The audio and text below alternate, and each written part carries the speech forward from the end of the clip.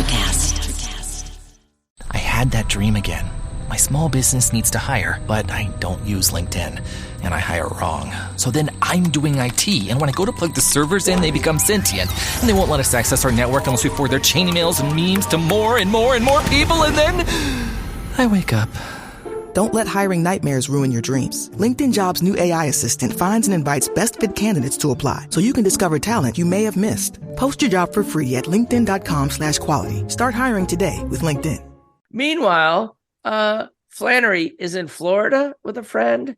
Patrick is in Costa Rica on a school trip. And the robot lady is in Italy on a school trip. So right now, at home, it's me and Henry. Hi. Henry. I said, what do you want to do last night? And he's like, I want to go to a restaurant I've never been to before. I said, okay, what restaurant? The Olive Garden. Nice. Let's go. Unlimited breadsticks. A lot of breadsticks. Are you both, Tim, are you both wearing pants at the current moment? We're in, yeah. Both wearing pants so far. A+ parenting. Very impressive. Still, I disagree. You've got to lead by example, Timmy. No pants. Come on, the ladies aren't home. Let's pan it up. 50 years of music with 50-year-old white guys. There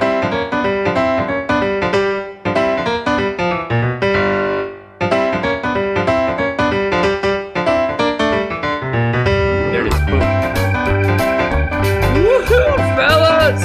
We are recording. How are you? Feeling good, Timmy. Ready to do this. Ben Martin in Knoxville, Tennessee. Jeff Simons, how are you? Feeling like 68%, got a head cold, but totally ready to do this. Okay. I don't think I explained to you guys that from January 15th to March 1st, I went in a month and a half dry-uary. Oh, you did it. Wow. Nice job. So the last 3 or 4 times we've done this, I've been sober. Yes. Tonight, not so much. I had a group of students bid on a dinner with myself and my colleague Glenn Reynolds, and so we took them out, had 2 bottles of wine amongst us, had a couple of drinks, so I'm definitely ready to roll tonight. Oh, that is outstanding. I love it. And you, sir, have a bit of pressure on you as we move into your current home state of Tennessee, right? Don't you feel pressure? I feel no pressure whatsoever. No, I'm at home. I don't feel pressure at home. Let me tell you, with the New England trilogy, I felt a lot of pressure. I had to represent. That's because New England sucks. Tennessee's amazing. Oh, my God. I am... Tim wanders into the first jab inspired by 2 bottles of wine. I am overwhelmed by Nashville choices. And what the heck? Everybody just goes to Nashville? That's not fair. How do I choose? There's too many. It's a rich load. It's an amazing town. Amazing town. Jeff Simons, you're at 68%. We're going to try to get you up to 85%. Tell us the latest news on the EP, because I know you've done the final mixes. What's next? Well, the really exciting, I guess the most exciting next thing is Friday, March 17th, St. Patrick's Day. My first new music on Electrocast comes out. It's an original single. It's called 48 Lines About 12 Men. And it's dedicated to Craig Finn of the Hold Steady. So hopefully he'll hear it. And who else is it dedicated to? It's dedicated to Tim and Ben, unquestionably. Thank you. Right. Yeah.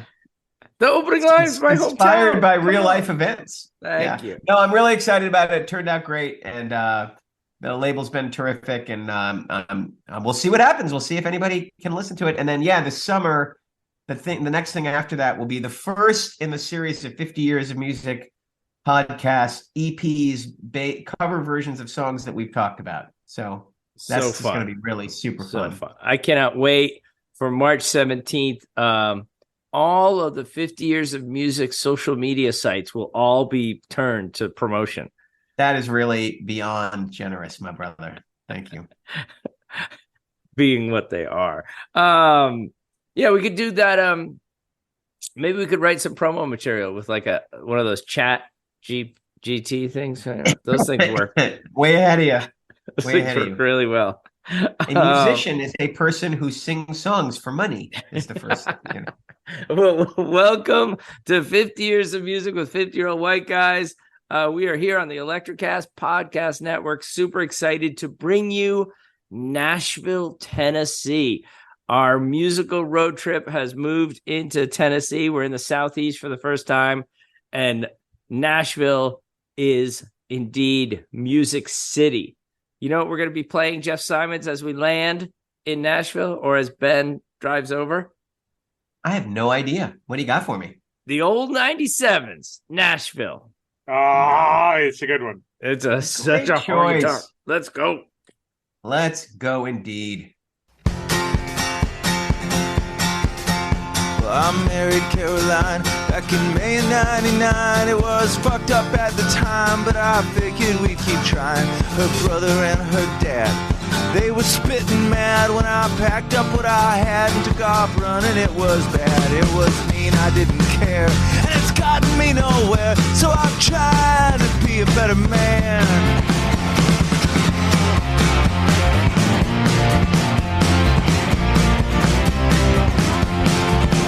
I turn left, turns into right. I turn sunshine into night. I got my ass kicked every fight. No, I couldn't get it right. I built castles out of sand.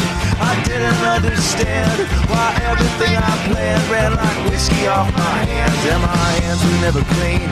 Things I wish I'd never seen. I'd do anything to wake up from this motherfucking dream. Food I got to blow to get in this fucking show. It's dark in there, I know.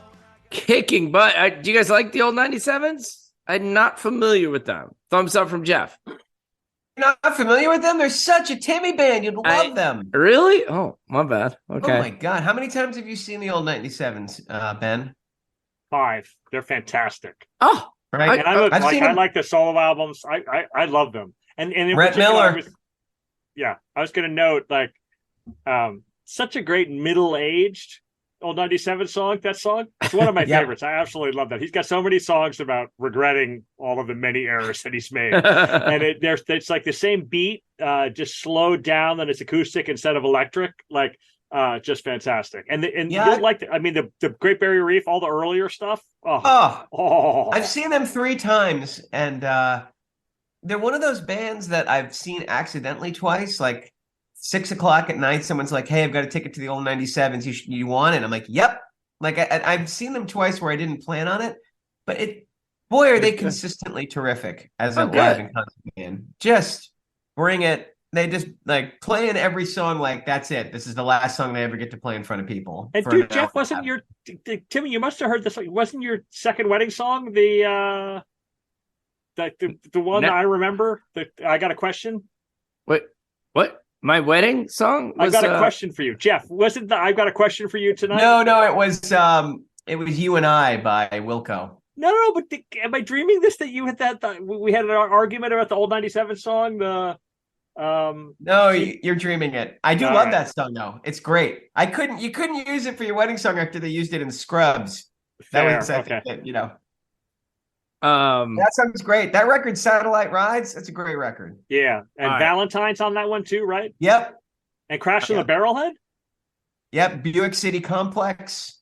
Yeah. Just all right. Timmy, tomorrow. I can't believe morning. You're not clued into this band. You just found your new favorite band. I am so excited because like 30 of their songs. It's I am on spring break, so it's Get Tim in Shape week. I've got 2 days out of 2 down so far, so old 97s will be playing tomorrow, getting me to the finish line.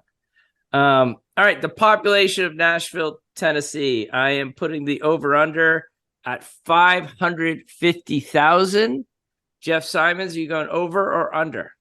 City limits, under. Just city. Area, over. So under then. City limits, under. Okay. Ben Barton, agree? I think the city's that whole county, so I'm going to say over. And also it's a boom town. Boom town, as I'll discuss. Booming. It's 692,000 in Nashville proper. It gets bigger as you go.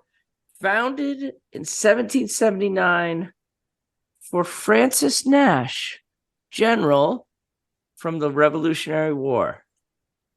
The good war. Nashville will be involved in another war later. But moving right along, shall we go right to the torture basement, Jeff Simons? I suppose we should. We're headed right there, huh? I'm going to tell you in advance, if Sean Mullins's Rockabye is not in this mix, I'm going to be so pissed at you.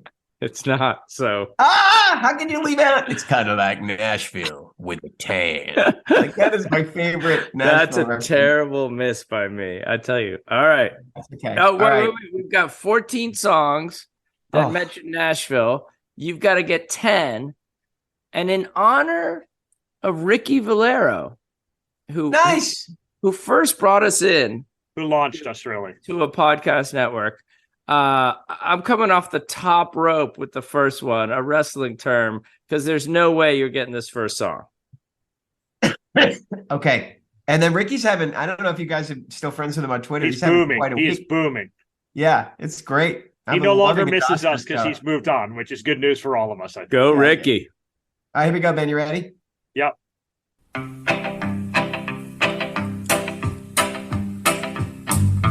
Nashville cats. Baby, this ain't the Nashville I know.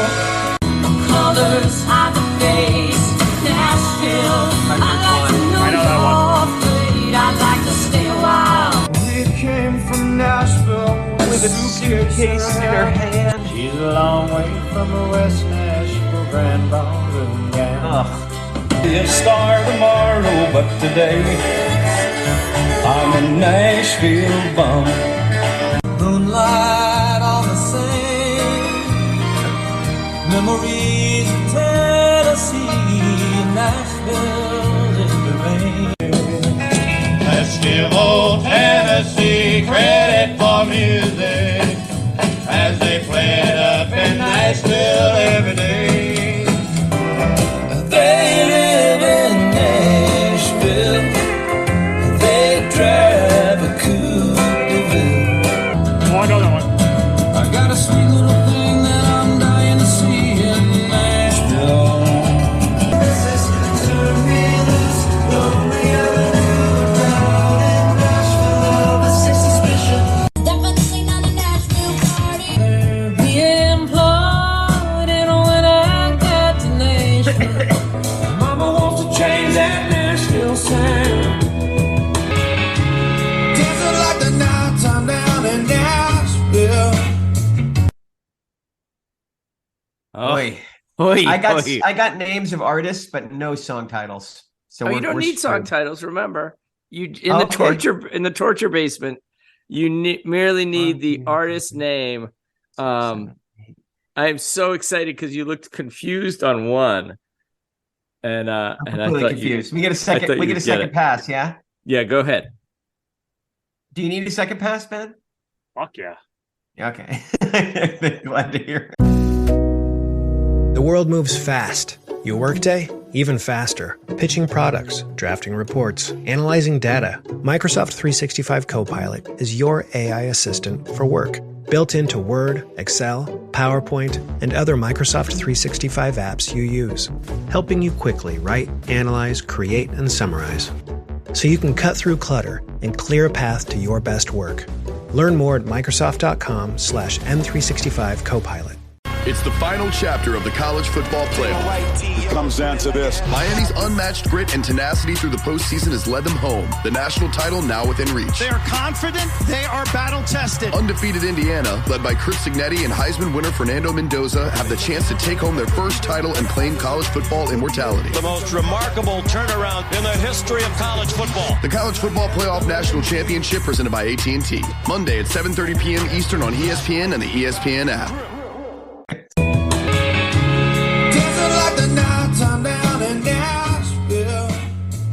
Aren't there two Counting Crows songs? Am I dreaming? Yes, there are, I think. Okay. I'm super happy. We bookend with the Crows. I can't believe I missed Nashville with a tan. I'm really upset with myself. Darn it. That's okay. We still love you. Okay. All right. Number one, I have absolutely no idea at all. That's the worst song in the history of the world. Nashville Cats. Loving Spoonful with number one. Oh. Is that right? Yeah. Oh, it's tough out here. It's tough. And this ain't the Nashville I know. I have no idea either. I had Waylon Jennings. Let's guess Waylon Jennings. I love it. It is Kid Rock. Oh, wow. I'm actually going to make you listen to part of that song in just a second. No, we're done with that. Thanks for that. All right. Number 3 is Indigo Girls. This is my hobby, Timmy. I don't have to listen to that for work. You know what I mean? Indigo Girls. Yeah, I was going to get that one. All right, do number 4. Counting Crows. Excellent. Number 5. No idea. I believe that is Maestro Jimmy Buffett. Am I right about that? It is Jimmy. Oh, I had Jimmy Buffett later. That's the 5 is the Jimmy Buffett one. Okay, great. That was Jimmy Buffett. It is So let's miserable. let's guess Waylon Jennings for number 6 too. That'll work. It is indeed Waylon Jennings. Come on, Jeff. Let's go, Nashville Bum. And then you'll have the next and then one. number 7. You got that one? No. Country Girl in Paris. That is John Denver. Please turn off your mic. All right. What about what's next? That's Carl Perkins. Gosh darn it. And then Ben, you got the next one at the very. No, I thought it was Jimmy Buffett, so I'm going to wait on Jeff. Oh, it's Lyle Lovett. Lyle Lovett. It's correct. I'm in trouble. 1, 2, 3, 4, 5, 6, 7. You have. Who's next? 8 is Sunvolt. Sunvolt. And then Miley Cyrus. Wait, there's one before Miley What's the Cyrus. weird rock band song? I have no idea, Tim. That is Ben Folds singing No Nick way. Hornby lyrics. Yeah. Apparently Ben Folds did an album with Nick Hornby where he. Oh yeah, I like that record. Yeah. I didn't remember that song at all. Miley Cyrus, I gave you just the smallest sliver. Not a Nashville party. I know that went backwards and forwards. All right. And then next is Jillian Welch. Oh, you killed me. Gillian All right. Welch. And then Jason Isbell. And then 11. I believe the Counting Crows again. Bring it home with the Counting Crows. You both escaped the torture basement this week. Mostly due to Jeff again. Well done, Jeffrey K. Simons. Well, we got 12. Yeah, you really knocked it out of the park with your You put the lotion in the basket, Tim. All right, I have a couple questions that music people, I hope, can answer. What is the Nashville sound? That's a transitory thing. Right, when you agree, Jeff, has changed over time. Okay, say more. The movie Nashville is a great picture of the 70s version of the Nashville sound. Heavy lap steel guitar, very slow beat, cheesy, not very likable in my opinion. Is there an artist or a song who embodies that for you? Is that like Charlie Pride or something? We're like 70s Loretta Lynn, basically. Okay. Sounds exactly like that. Oh, that's a perfect choice. But basically, it's a collection of songwriters and musicians who are excellent. And by the time you get to the last 20 years, you get Jack White moving there, and you get Ben Folds moving there. And it's just a place where musicians come, and you get and Miley Cyrus and Taylor Swift. Like, you just get a whole blend of different people. You get acts who come to Nashville just to play with these unbelievable players and hang out with the songwriters and do it all. I mean, Belinda Carlisle, I said I went and saw her at the Ryman. She did a week long at the Ryman. She lived in Nashville for 3 months while she recorded it and hung out with the Highwomen. And so it's just a magnet for music. And it's not LA or New York. It's a smaller town than those places. Still has cool coffee and good restaurants and stuff. And so the sound is just really branched out, I think. Yep. And it's one of those places where you go into a random place on a Tuesday night and see like one of the best guitar players you've ever seen. And then he packs up and runs across the street to play with somebody else. Like, it's a 7 nights a week music town where the music is top shelf. Well, I was just talking to my friend Ellen True. You may remember her as a bridesmaid at our wedding, Jeff. And she grew up in Nashville. And she talks about you just walk down the street and there's a busker who's like one of the greatest musicians you've ever seen, or you've got the waiter at your restaurant or the bartender and the whole town. It's like a town of musicians, which is such a different experience from someone, say, growing up in Annapolis or someone growing up. Well, indeed. I guess Brooklyn probably has a bunch of musicians in Brooklyn. Yeah, but they have a bunch of other stuff too. I mean, Nashville's Music City. Like, they're not kidding about it. Yeah. So she loved it, and quite the fan of the Grand Ole Opry. Could either of you explain the Grand Ole Opry for me? Something as a Northerner I heard about, but I think avoided at all costs. It's a showcase stage. It was like a place where if you got to the top of the pyramid in country music, you would get to do a showcase performance there at a built-in audience. I believe it was the Louisiana Hayride, which was a nationally syndicated radio show in the early days of radio, was broadcast from the Grand Ole Opry. And so if it was like the Carnegie Hall of country music, like if you got to the Grand Ole Opry, you were taking off. And it just go ahead, Jeff. Yeah, just had an incredibly high standard for performance. And basically all over the country, they had these variety shows where, on a Saturday night or a Friday night or whatever, in Knoxville, Tennessee, the grocer, Kaz Walker, had a radio show where people would come on and play their songs and stuff. And so the Grand Ole Opry was one of those. And then it got to be syndicated. And so it was one of the first sort of national radio shows where it was a huge deal. Like your song could chart on the country charts if you played it on that radio show. Opry. That's amazing. Totally. So you both have been to Nashville, correct? Yeah, a bunch of times. Okay. Have both of you been to the Ryman Auditorium? I have, yeah. Pretty? I have not, sadly. Oh, it's really cool. It's super old, and there's a lot of obstructed view seats. Okay. And it's basically like an old church. But that being said, yeah, it's fantastic. Acoustics are great. It's uncomfortable to sit, so a lot of people stand. It's a great place to see a show. Right. So what about the Grand Ole Opry House? Have you been there, Ben? No, I have not been there. No. Jeff Simons, did you guys play? Did Rich Price play Nashville? No, we never did. No? I wish we had. That'd have been great. Because I'm really here. Wanted to. We were booked into a tour, and then we got yanked from it before we got to play Nashville. Oh, because of Ashley Simpson. Someday we're gonna have to talk about Ashley Simpson's music career and how it submarined you.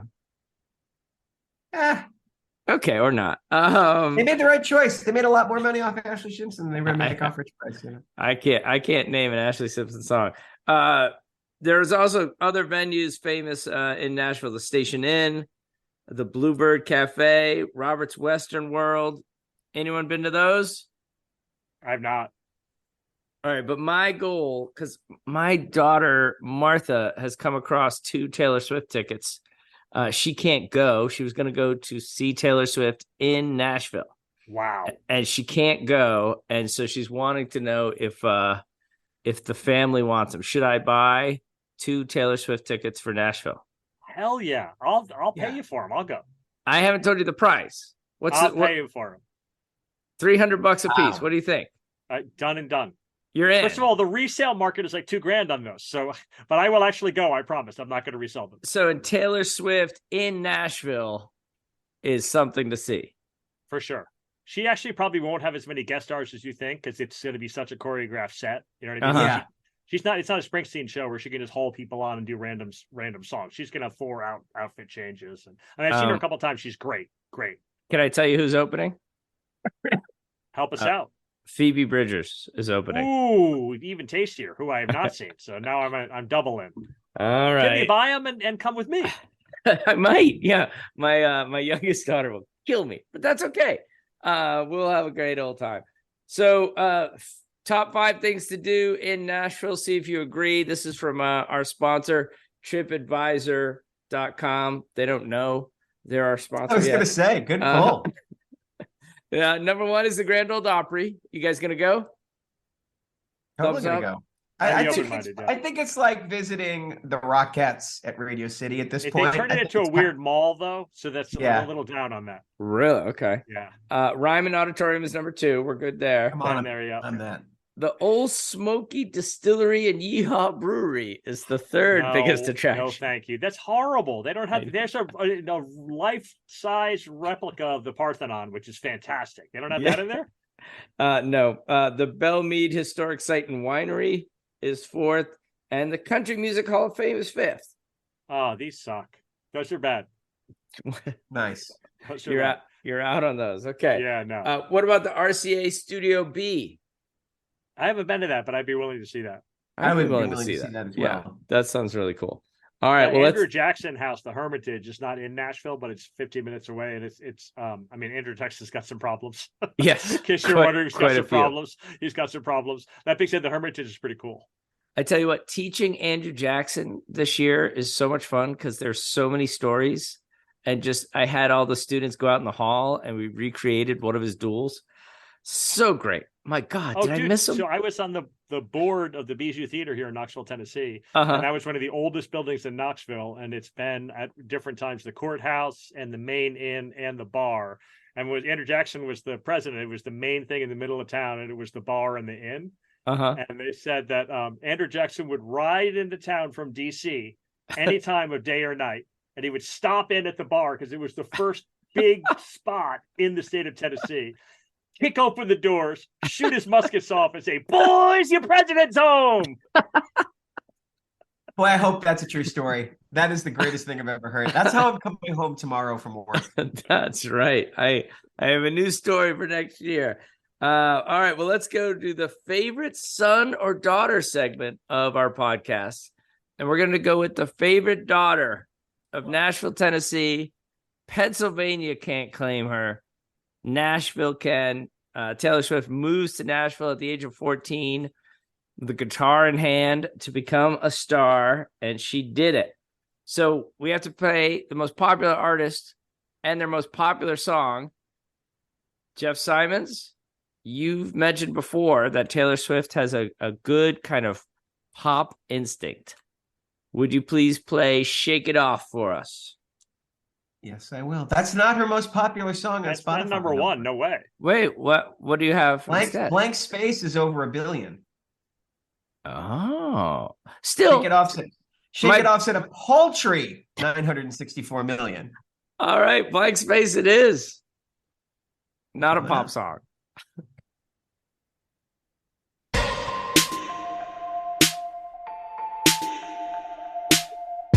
Nice to meet you where you been. I could show you incredible things. Magic, madness, heaven, sin. Saw you there and I thought, oh my God, look at that face. You look like my next mistake. Love's a game, wanna play.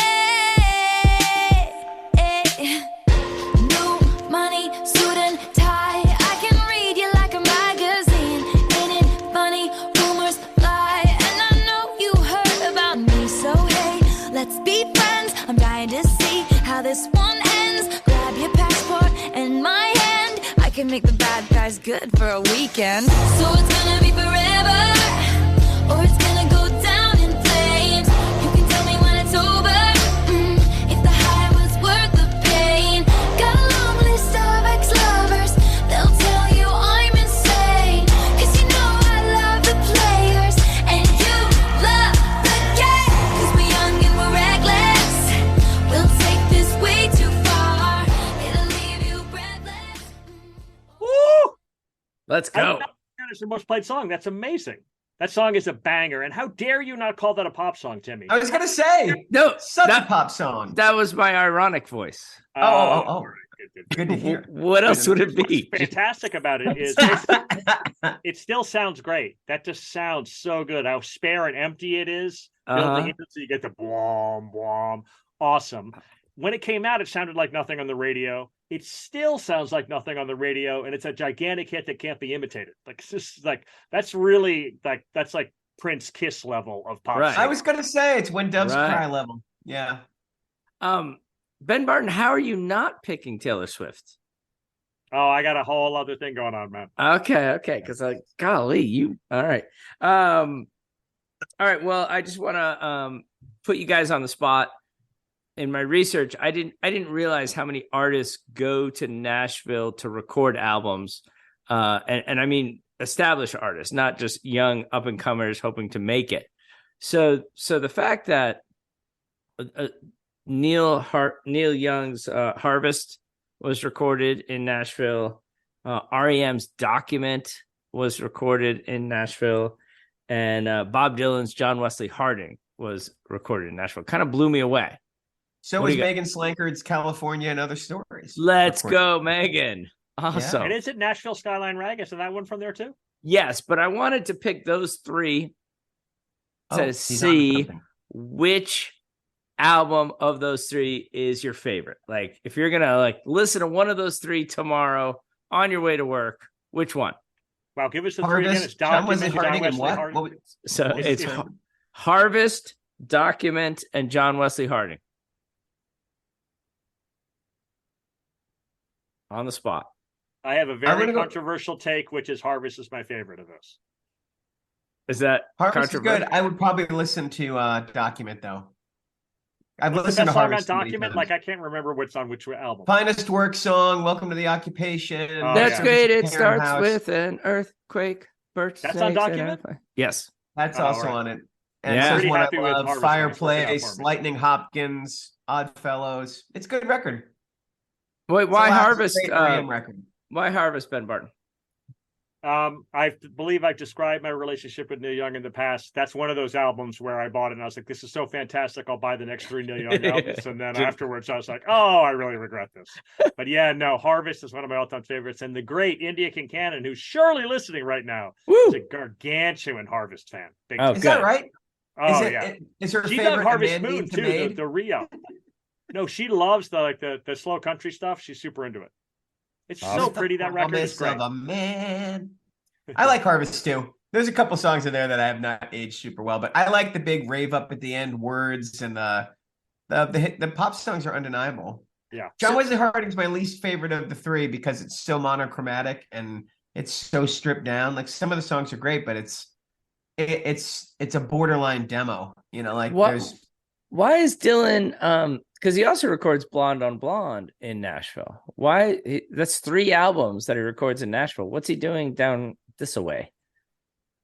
Well, he went to Nashville to play with the Session Cats in '66 for Blonde on Blonde. But Harding's the first thing he does after the motorcycle wreck and after holding up with the band. And it's so underwhelming if you've heard the Basement tapes.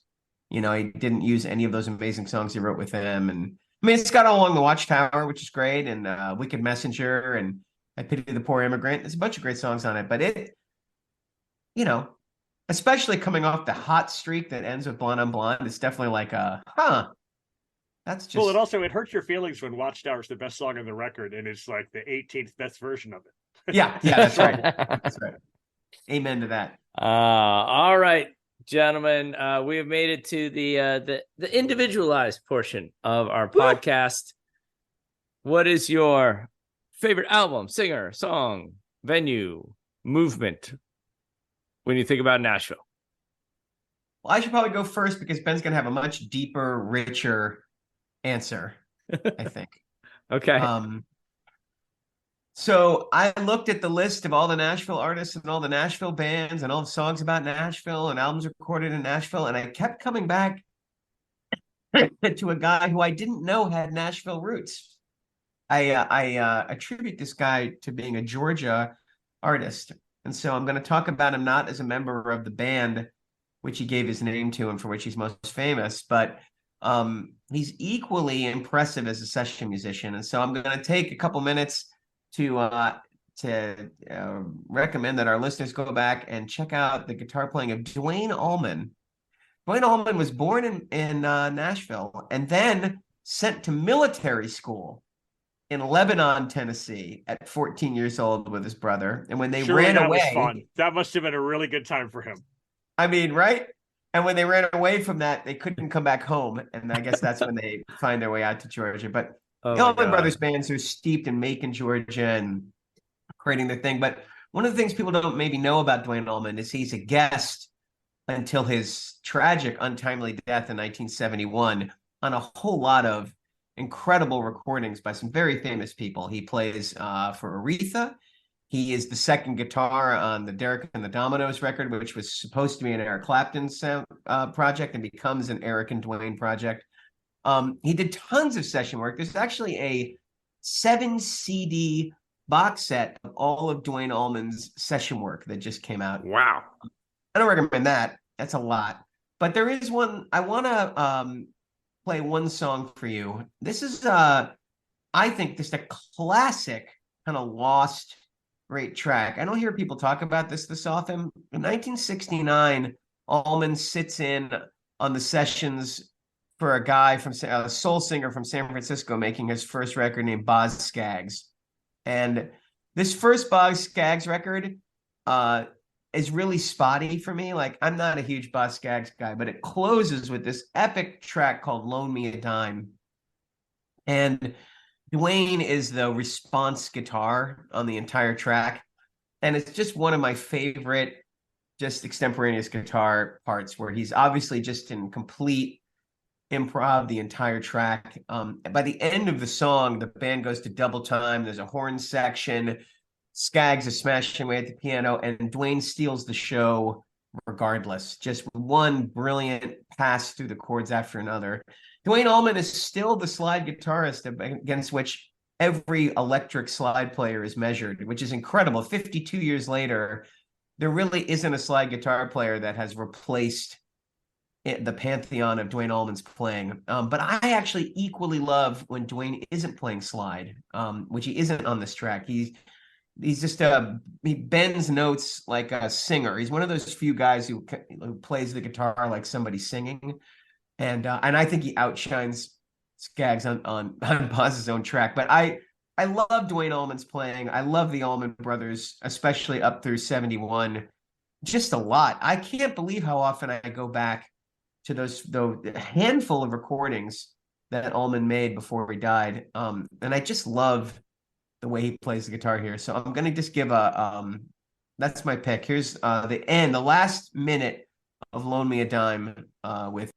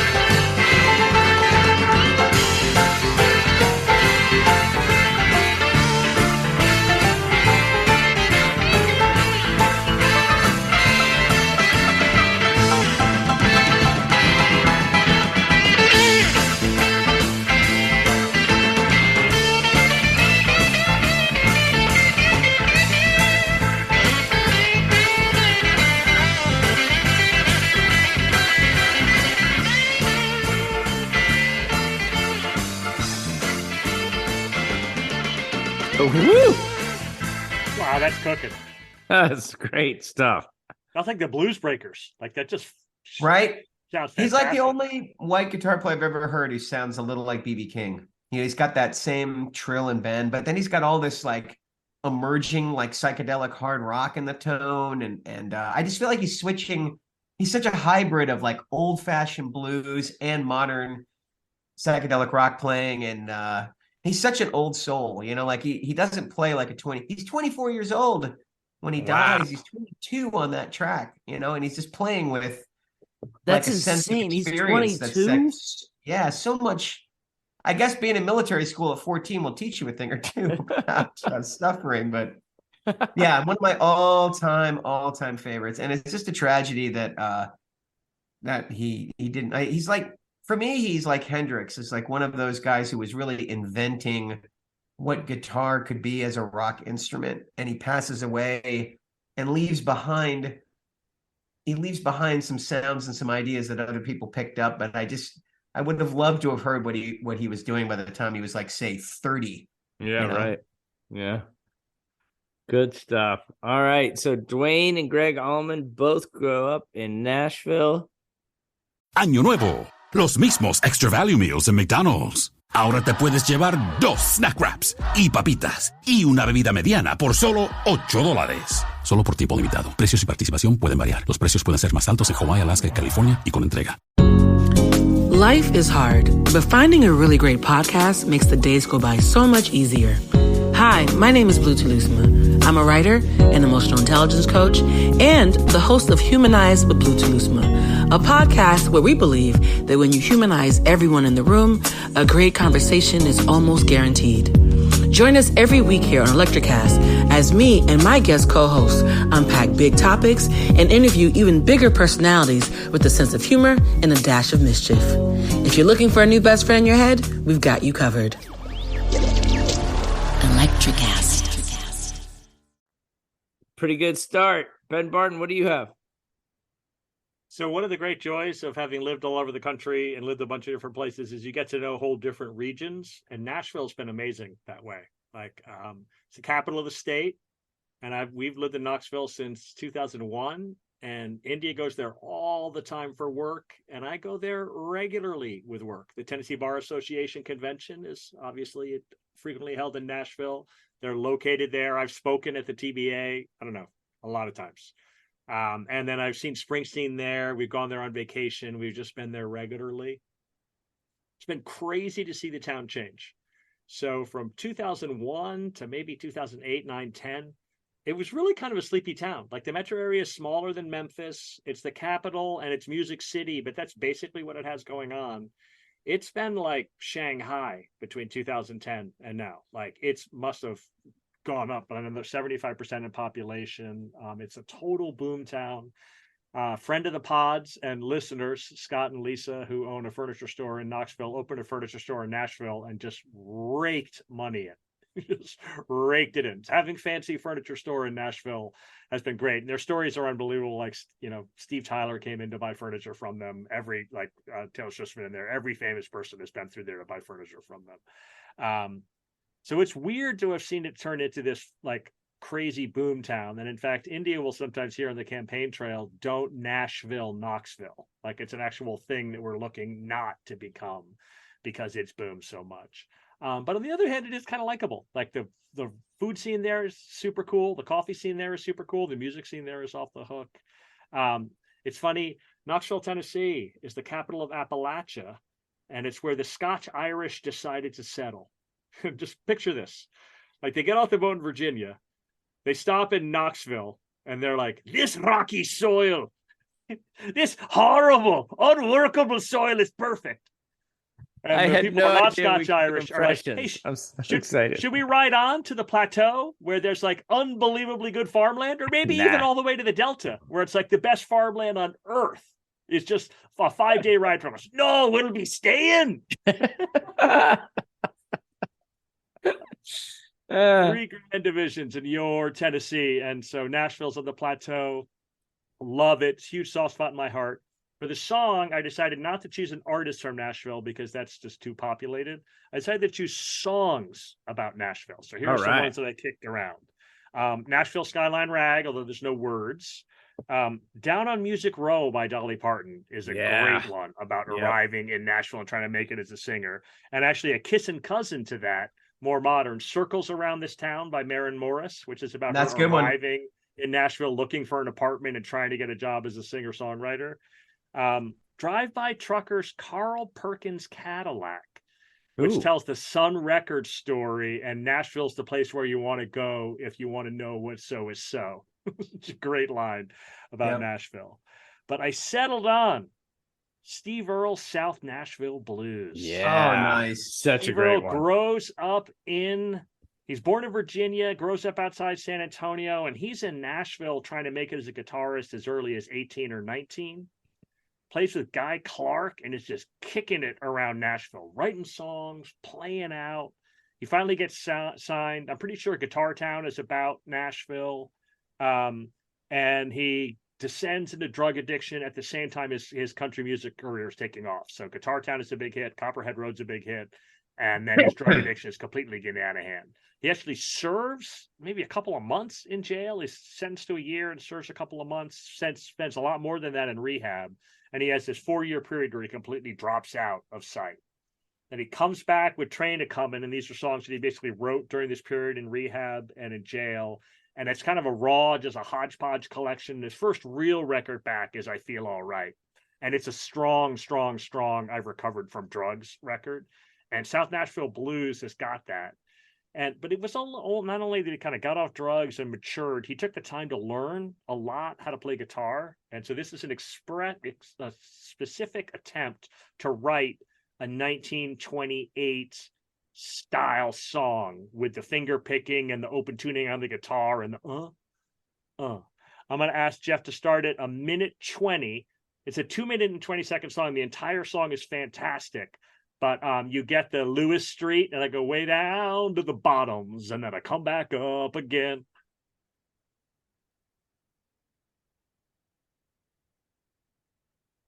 Listen to that guitar work. Now the devil lives on Lewis Street, I swear.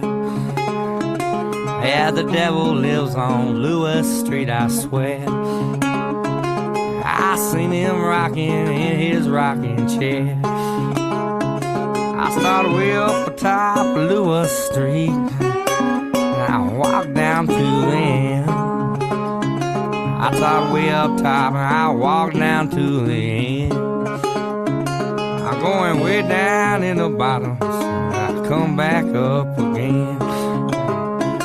Now Mama told me, Papa too, they both talked till they turned blue when I got them old South Nashville blues again. I won't be satisfied until they light me up again.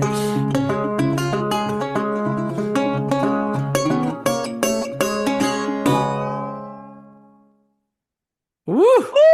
I absolutely love that one. The first verse ends with, I got $100 in a pistol, everything I want and need to get me killed. Like he's just telling this story of a rough night out in South Nashville. And it's just fantastic. I absolutely love this one.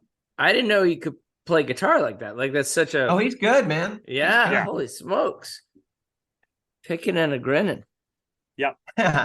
Yeah, Steve Earle's... Ben and I disagree on when Steve Earle hits his high point. I think it's Transcendental Blues a couple of years later. Ben thinks this is the high point. But pretty good. It's quibbling, right? I mean, there's just 5 years of terrific music, like all up and down and all around those records. And good for him. One of the great comeback stories. You know? For sure. And dude, this record is dripping with him being grateful to be alive. You know what I mean? Yeah, right. It's called I Feel All Right, and that song's about it too. But this one, love it.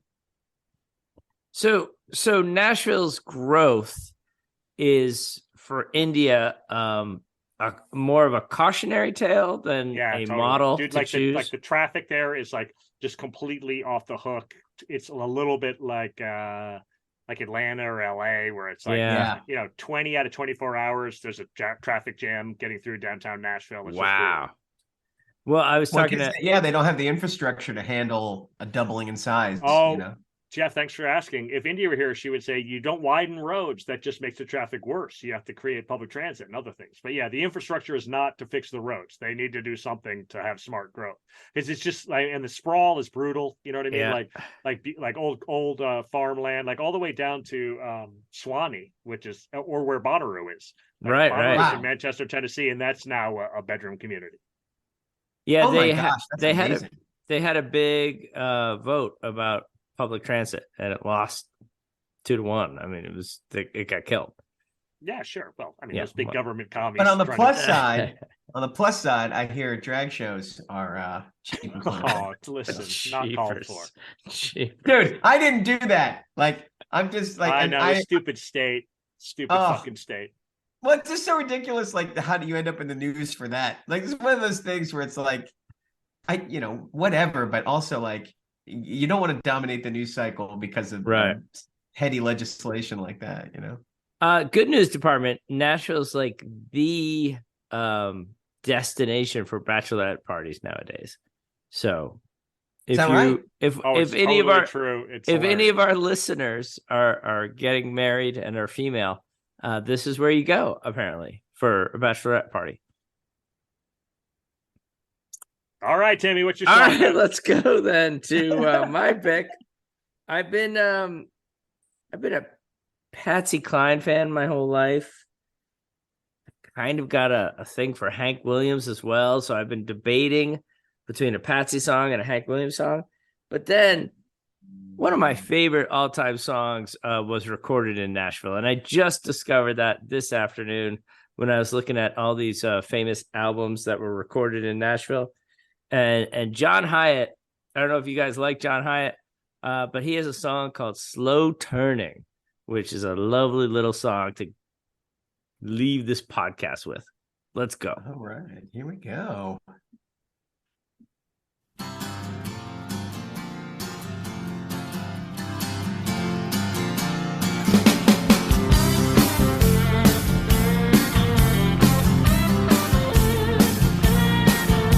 I was a boy, I thought it just came to you, but I never could tell what's mine, so it didn't matter anyway. My own